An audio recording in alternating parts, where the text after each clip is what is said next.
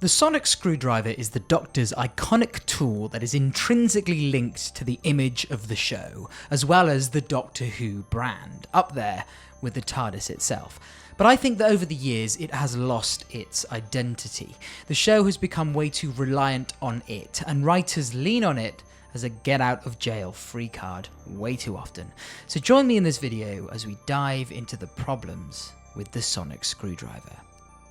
First seen to be used by the second Doctor, the sonic screwdriver's on-screen debut was in the story Fury from the Deep, where it was used as, well, a screwdriver, but a screwdriver that worked through sound waves, a handy device that saved the user from exerting any effort, unscrewing and unlocking things with ease, as well as opening things that a person would not be able to unlock themselves. It was then used by the next few iterations of the Doctor. To begin with, it did as its name implies. It had a very simple role, but as with everything in sci-fi shows, the writers started to give it new and different functions as time went on. Nothing too flashy just yet, but we saw it do things like, detonate landmines and cut out locks, an extension of its already established power set. Barry Letts, a producer on the classic series, was adamant that it would not become a cure-all for the show, and this mindset permeated into the show itself. So by the time we got to the fifth Doctor, the sonic was destroyed in the story The Visitation. I feel as though you've just killed an old friend. And after this, it didn't return in the original series. We didn't see it until the TV movie. When we got to the revival of Doctor Who in 2005, the attitude towards the sonic shifted. The sonic itself was as important to the image of the Doctor as the TARDIS. When you look at all the different promo photo shoots for each series, the sonic is there with its respective Doctor, front and centre, and thus it became synonymous with the show, becoming more of a cultural artefact than it previously was. And from this we saw the functionality of the device skyrocket. But even though it started to do a lot more, the show did a good job of keeping the feeling of it being a tool, being used to fix things, enhance mobile phones, weld things together. And I can buy into most of the new additions here, as they seem to be extensions of the sonic's abilities to use sound waves to influence things. It is totally possible for sound waves to do things like ignite things, for example. It was all within the realm of believability, so that even in this sci-fi setting, the device felt somewhat grounded in its abilities. An all-time great moment from this era of Who is in the episode Doomsday, where the Doctor opens all the doors to let the Cybermen into the Cult of Skaro's little chamber. It is harmless. Oh yes, harmless is just the word, that's why I like it. Doesn't kill, doesn't wound, doesn't maim. But I'll tell you what it does do. It is very good at opening doors. This plays into the mystique around the stories of the Doctor, Dalek Sec pointing out that the screwdriver is harmless, but the Doctor so nonchalantly shows the power of this little device by making it do the thing that it does best: open doors. It's a wonderful bit of writing that uses the sonic in a way that makes sense and isn't contrived. Here is a cheeky reminder to like the video if you're enjoying, and to subscribe to the channel if you like more content like this. I think my problems with the device really started to grow with the 11th Doctor. Don't get me wrong, I absolutely love this design. I used to have one and take it with me to school.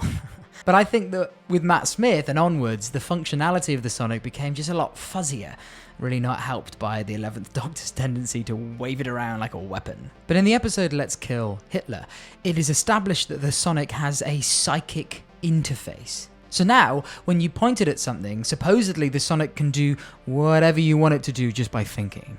It just makes it less tangible. The sonic was futuristic, don't get me wrong, but it had a grounded nature to it. It was quite literally a future screwdriver using sound waves to do a job that would usually require force. It was a tool to do something practical and tangible. But now you can kind of just talk to it with your brain and it can hear you. It goes from being this futuristic device with a specific skill set, using sound waves as a means of interacting with the world around it, to now being this sort of ethereal and mystical device, the power of which seems to be now limitless. It is undefined, it's unspecific.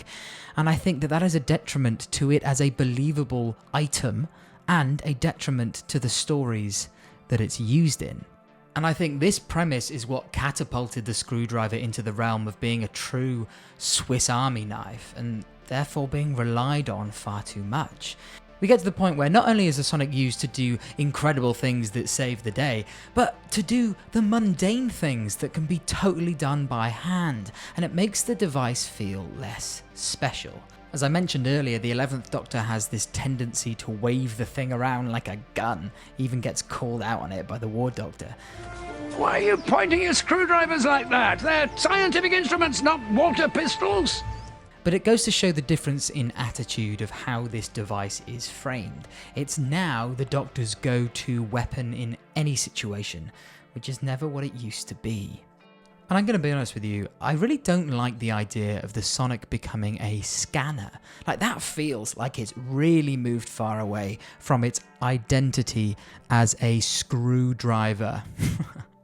The 11th and the 13th Doctor are so often scanning people and things and getting their readings, and I think it takes a lot of impetus away from the Doctor.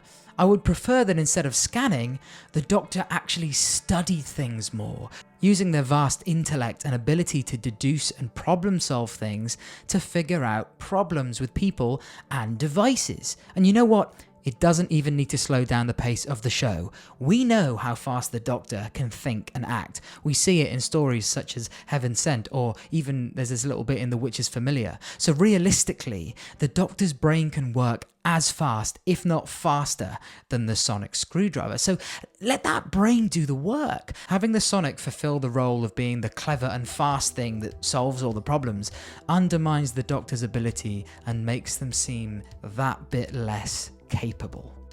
The Chibnall era of Who was the most offensive when it came to using the Sonic for everything, but I think that's honestly because the Sonic is such an easy cop-out for poor writers.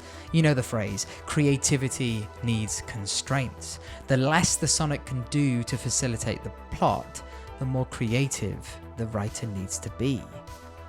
But it's not just Chibnall. We've already seen a pretty mad new ability that the Sonic has in the 60th anniversary special, The Star Beast. Like, the ability to create hard light screens at will. Like, again, I thought it was pretty cool at the time.